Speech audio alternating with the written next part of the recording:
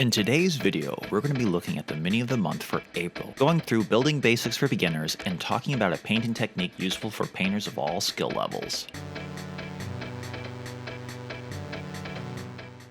Oh hi everyone, welcome to Mob Hammer 40k, I'm Mob. Every month Games Workshop releases a free mini of the month available at one of their official stores as supplies last. After a week-long delay in delivery, I was able to nab myself a Deathwing Knight. The mini of the month is a great opportunity to get your Warhammer curious friends to try Warhammer for the first time, building and painting their own miniature.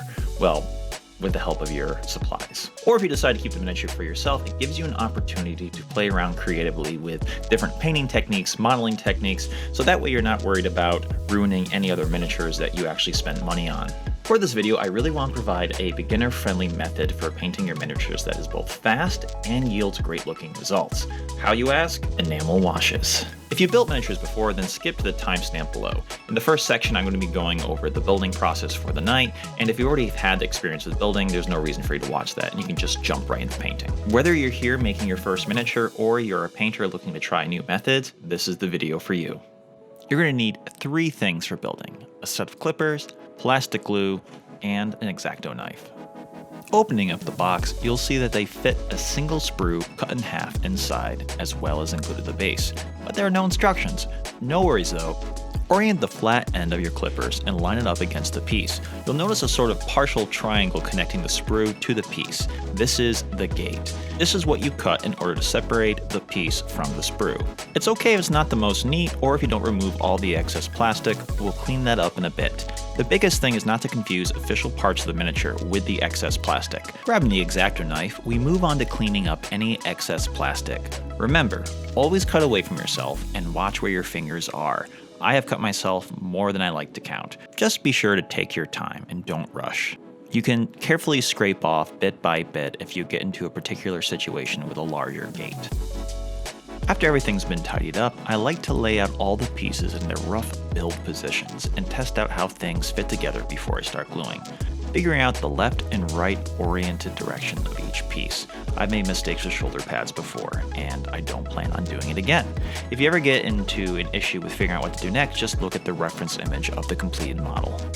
Now, usually these glue containers come with a little metal applicator, but mine always ends up getting clogged. So very carefully, I add a little glue from the main plastic tip and use a paper clip to spread out the glue among the surface. If you apply too much glue, you run the risk of destroying some of the details. Luckily, there are some places where you don't have to worry about this too much, like on the legs where it's covered up entirely by these armor pieces and will not be seen. Plastic glue is super handy because it only works on the type of plastic Citadel miniatures are made out of. It works by basically causing the plastic to partially melt, so that when you piece it together, the two different plastic pieces literally become one. It smells kind of funny, so I personally like to work with an open window / HEPA filter in the room.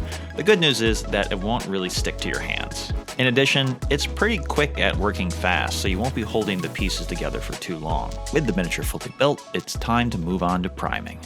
I personally like to prime my miniatures with Viejo Black Primer. Now, not everyone will have an airbrush, so a rattle can will do fine. Just be sure that the paint you get says primer and you either use black or white. This will allow the acrylic paints we apply to stick to the miniature. Be sure to get full coverage all over and under the miniature. It's easy to miss nooks and crannies. Now, the longer you let the primer sit, the stronger it will be, but I typically wait just 20 minutes and then bust out my wet palette. Using a wet palette helps with thinning down your paints as well as preventing them from drying out mid-use. First, I make sure I saturate the sponge in the palette with water, and then I add my hydration paper, trying to flatten out the bubbles on it as much as possible. During your paint session, you may need to add more water to the sponge. The telltale sign is the hydration paper getting more air bubbles in it. In alignment with the Raven Guard color scheme, we're going to be using Wraithbone White. For putting on any paints on the wet palette, be sure to give them all a vigorous shake. After a while sitting without use, the pigment and medium become separated and cause a lot of inconsistencies and clumpiness. Apply the paint to the wet palette and then add a little bit of clean water using your brush. Try your best to get a fluid but still consistent mixture. Not too thick that the paint clumps and leaves behind brush strokes, but not too thin that the paint is running all over the place. Now, I will say when it comes to whites, yellows, and oranges, Games Workshop does have a bit of a quality control issue, and I found it pretty difficult to work with. But luckily, We don't have to be too neat on this step. We're just using a big brush to cover the entirety of the model. After finishing up the first coat, you're probably going to have to apply a second or even a third. Just be sure to give a little bit of time, about 5 to 10 minutes in between coats to let it dry. For our next color, we're using dark green for the robe. Again, this may require a couple of coats. Don't worry about any mistakes you'll make maybe getting on the previous coat. We'll have an opportunity to fix this later. With Scarlet Red, we color in the Aquila, the symbol with wings on the center of the Deathwing's chest. For the sword with wings symbol on the right shoulder pad, you'll notice I'm doing a sweeping motion with the side of the brush. This allows me better control when filling in raised details. Using the same method, I fill in the red sword on the shield, the insignia stamps, and the dagger's sheath. Moving on to some smaller details, I grab a smaller brush and apply Arctic White to my wet palette. I color in the white crossbone symbol on the left shoulder pad and right knee, these paper receipt looking things hanging off the armor, and the feathers. For bonus points, look for the bolts in the armor and paint those tips white. And I almost forgot the shield, that white, weird paper parchment looking title thing. For variety, I grab bloody red and use that to paint in the Death Knight's eyes. Or lenses, whatever they are. Anyways, just be very careful and use as small as a brush as you can. Now it's time to add our metallics. Grabbing Tinny Tin, I paint in any of the skulls I see, the edges of the shoulder pads, as well as the sword's hilt, the dagger's hilt, the halo symbol on the shield, and a little detail on the edge of the face of the helmet, and I guess that little thing that looks like a lens at the forehead. And then there's also this little container that looks like it's carrying scrolls, or maybe bones? I'm not sure.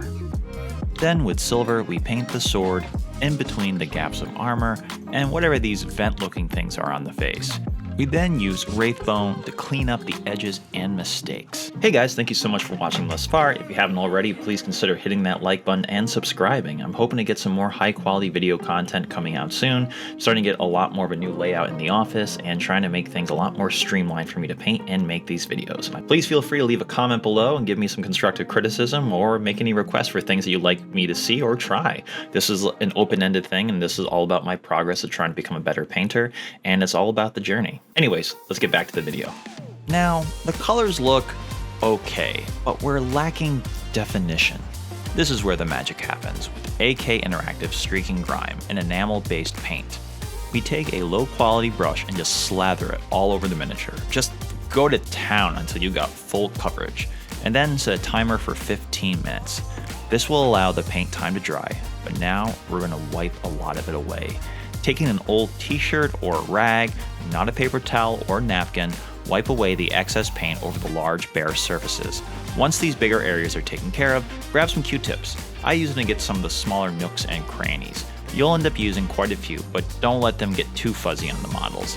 This thing is looking fantastic right now, but we can push it a little further. Grabbing Vallejo Earth Texture and my sculpting tool, I apply it to the base of the mini in clumps and then smooth it out, trying to get only the earth texture on the feet, lower bodies of the figure, and not any upper body.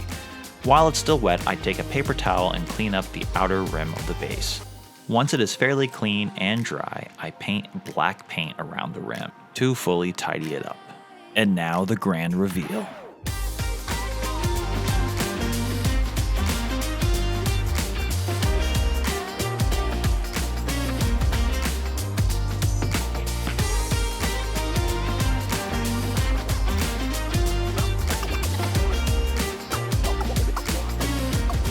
And there you have it, guys. Regardless of your experience levels, I hope that you have a chance to try new things, or if this isn't the method for you, you try to find something else that is helpful. It's always a process with trying to improve your painting and your hobbying, and you're not going to be better overnight. It's just a matter of practice and perseverance. So stay positive, and I'll see you on the next one.